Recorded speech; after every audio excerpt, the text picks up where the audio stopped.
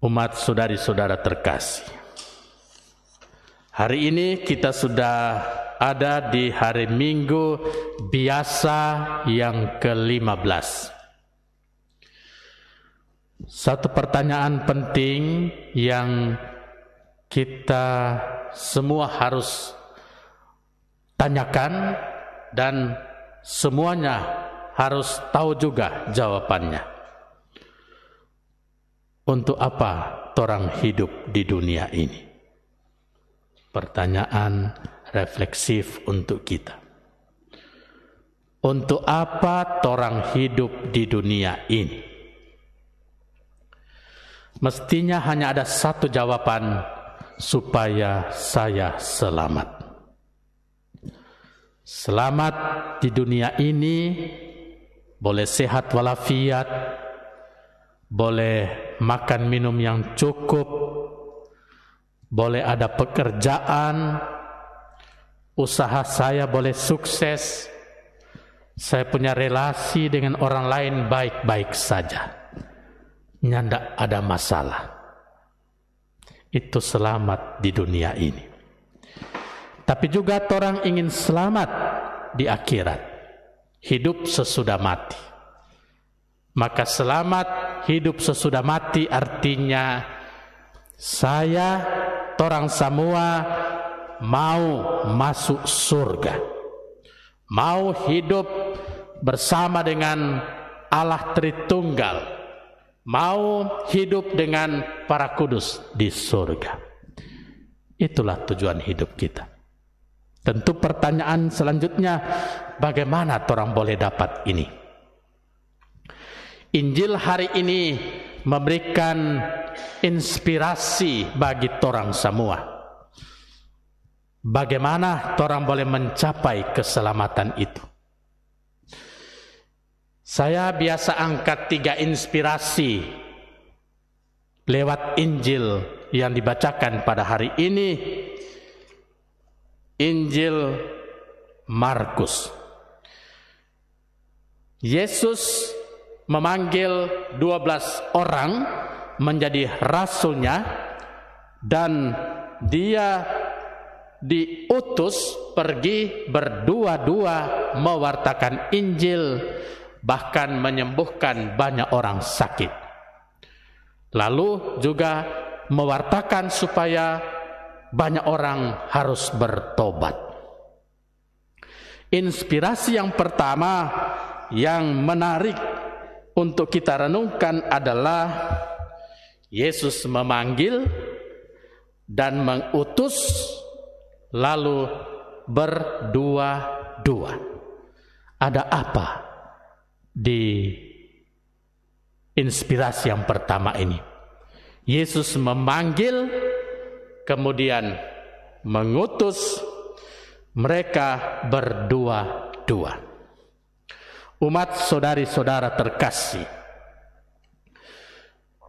memanggil artinya Tuhan membutuhkan uluran tangan siapapun untuk boleh menjadi murid Dia. Berarti sangat penting, sangat mendesak. Tuhan butuh orang bersama Tuhan untuk diutus Dia pergi mewartakan Injil, menolong banyak orang, dan bahkan mengajak orang lain boleh bertobat. Inilah inspirasinya yang pertama. Jadi sesungguhnya panggilan Tuhan untuk kita sejak kita dibaptis itu juga sebuah permintaan Tuhan untuk ambil bagian dalam karya pelayanan, karya perutusan dimanapun kita berada.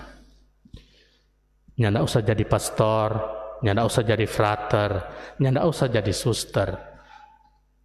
Lewat kehidupan kita masing-masing sebagai orang tua, ibu bapa, sebagai anak muda, sebagai siswa mahasiswa, sebagai siapapun kita, dengan martabat kita dibaptis, maka orang sebenarnya dipanggil Tuhan dan diutus juga untuk pergi mewartakan Injil, alias mewartakan kebaikan, kebenaran lewat perbuatan hidup kita yang baik, supaya juga banyak orang bisa selamat dan orang sendiri menjadi saluran berkat bagi mereka.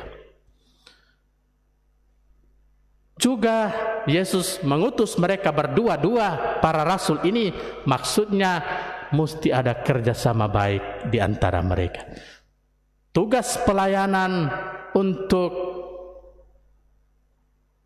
mengajak dan mengantar orang selamat di dunia ini dan sampai di akhirat itu berat, tidak gampang. Maka tidak bisa kerja sendiri sebenarnya. Untuk tugas-tugas pelayanan mulia ini harus bersama-sama sebagai satu umat di paroki, di wilayah rohani, di kelompok kategorial, bahkan di keluarga, harus membangun bersama, menjadi tugas bersama, karena menjadi co-partner, rekan kerja Tuhan sendiri bagi kita masing-masing. Itulah inspirasi yang pertama. Inspirasi yang kedua dari Injil hari ini, Yesus bilang kepada kelompok 12 para rasul, jangan bawa apa-apa dalam perjalanan kecuali tongkat. Jangan bawa bekal, jangan bawa uang doi dalam ikat pinggang. Jangan pakai 2 baju, cuma boleh pakai kasut alias sendal. Berat. Bisa bayangkan, ya ini boleh bawa bekal, ini boleh bawa baju lebih, ya cuma boleh bawa tongkat. Umat saudari-saudara terkasih, apa artinya kata-kata Yesus ini? Jangan bawa apa-apa dalam perjalanan. Maka inspirasinya atau refleksinya bagi kita adalah melayani Tuhan dalam tugas perutusan adalah yang paling utama. Dan orang yang dipilih Tuhan, para rasul ini mesti fokus. Ini boleh terbagi-bagi. Dia pikiran, dia pelayanan. Sungguh-sungguh fokus memberi pelayanan untuk Tuhan dan untuk sesama.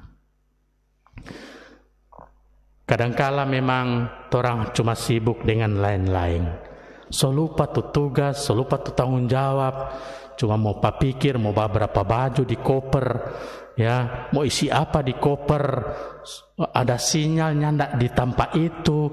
Rupa-rupa orang mau pikir yang sebenarnya bukan bagian penting dari tugas pelayanan. Maka refleksi kita atas inspirasi yang kedua ini, Tuhan mau torang fokus kalau torang ada tanggung jawab dalam tugas pelayanan. Nyandak tabage-bage itu pikiran, nyandak tabage-bage itu waktu, nyandak tabage-bage itu tenaga, habis dengan hal-hal yang mungkin justru tidak menjadi bagian dari tugas pelayanan kita. Dan itulah inspirasi yang kedua, bekerja untuk Tuhan, bekerja untuk gereja harus fokus dan itu menjadi pilihan yang utama. Amin. Inspirasi yang ketiga dari Injil hari ini adalah Yesus sudah tahu apa yang akan dialami oleh 12 rasul ketika mereka diutus pergi berdua-dua. Dia bilang begini, kalau di suatu tempat kamu diterima, tinggallah di situ. Tapi kalau di satu tempat yang lain kamu ditolak, tidak diterima, tinggalkanlah tempat itu dan pergi ke tempat yang lain. Bahkan Yesus bilang, itu debu yang ada di kaki, orang kebaskan juga sebagai peringatan atas mereka. Inspirasi yang ketiga adalah para rasul ketika diutus, ada 2 konsekuensi akan dialami, diterima atau ditolak. Itulah inspirasi yang ketiga tugas perutusan yang diberikan Tuhan kepada para rasul akan mengalami dua hal, diterima atau ditolak, dipuji-puji atau diusir.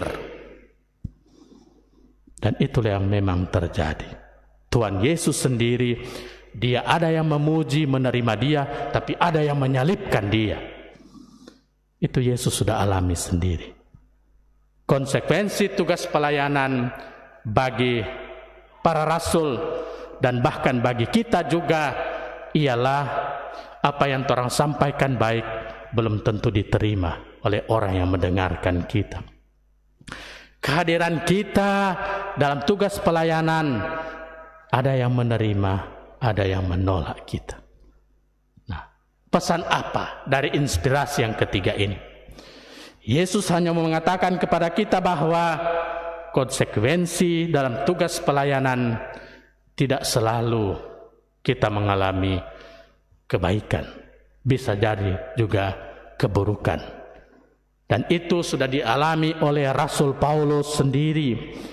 Dia bilang, sengsara dan penjara selalu menanti aku. Itulah Rasul Paulus. Dan dia memang pernah diusir, ditangkap, dipenjarakan, ya, dan seterusnya.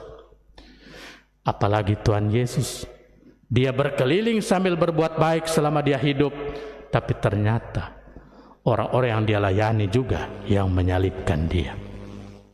Mari kita dalam hidup kita harus menyadari bahwa Tuhan memerlukan kita bekerja sama dengan Tuhan, menjadi co-partner dia untuk tugas pelayanan. Tetapi dalam pelayanan punya konsekuensi, ada yang menerima, tapi ada juga yang menolak.